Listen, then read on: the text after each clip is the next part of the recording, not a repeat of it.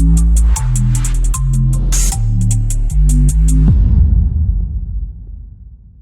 ક્ષત્રિય સમાજ દ્વારા સુરત કલેક્ટર કચેરીએ મોટી સંખ્યામાં શ્રદ્ધાળુઓ પહોંચી ગયા હતા। નારેબાજી કરીને કલેક્ટરને આવેદનપત્ર આપવામાં આવ્યું હતું। ત્યારે સરથાણા વિસ્તારમાં આવેલા શ્યામધામ મંદિર ખાતે સત્તાધારના સેવકો અને ગુર્જર ક્ષત્રિય સમાજ દ્વારા પણ વિરોધ કરવામાં આવ્યો હતો અને માંગ કરવામાં આવી હતી કે અઢારે આલમના આસ્થાનું સ્થાન બદનામ થઈ રહ્યું છે।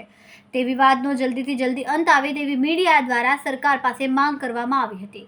ત્યારે આવેદનપત્રમાં ગુર્જર ક્ષત્રિય સમાજની સાથે સાથે સમાજના આગેવાનો પણ જોડાયા હતા।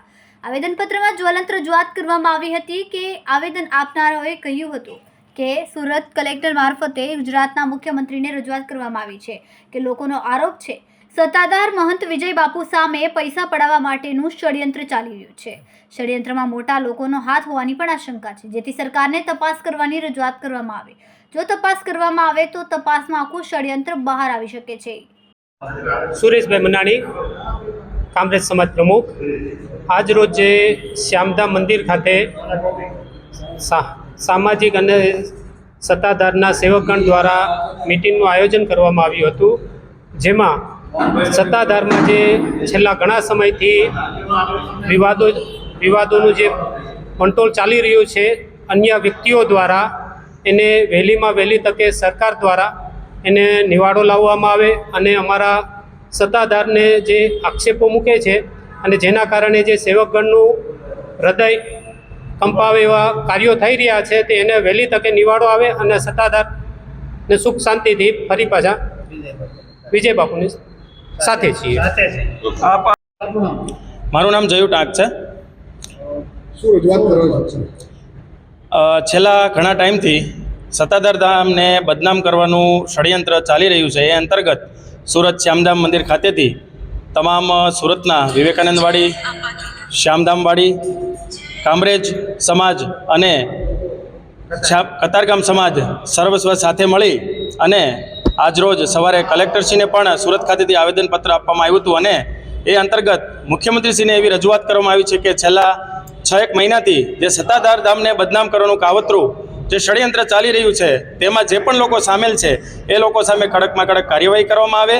એ જ ઉદ્દેશ સાથે સત્તાધાર સેવકો દરેક વિસ્તારમાંથી, જેમ કે સૌરાષ્ટ્રના દરેક જિલ્લામાંથી 18 આસ્થાનું પ્રતીક એટલે સત્તાધાર ધામ 18 વરણની આસ્થા જોડાયેલી છે અને અસંખ્ય વિશ્વ પ્રસિદ્ધ સુપ્રસિદ્ધ મંદિર એટલે કે સત્તાધાર ધામને બદનામ કરવાનું કાવતરું જે પણ લોકોએ ઘડેલું છે એ લોકોને ઝડપથી કાર્યવાહી કરવામાં આવે એવી જ ઉપેક્ષા સાથે અમે સર્વે સત્તાધાર સેવકગણ સદા વિજય બાપુની સાથે છીએ અને રહીશું। આભાર। મારું નામ કાંતિભાઈ ગરનારા છે। આજે શ્યામધામ મંદિર સુરત ખાતે અમારા તમામ જ્ઞાતિના અને સત્તાધાર સેવકગણ 18 આલમના ભાઈઓ, ધાર્મિક ભક્તિઓ અહીંયા સાથે મળી અને એક રજૂઆત એવી કરીએ છીએ કે છેલ્લા 2-3 મહિનાથી અમને સત્તાધારના મહંત ઉપર જે કંઈ ખોટા આક્ષેપો થઈ રહ્યા છે, પાયા વિહોણા જે છે એને અમે વખોડી કાઢીએ છીએ।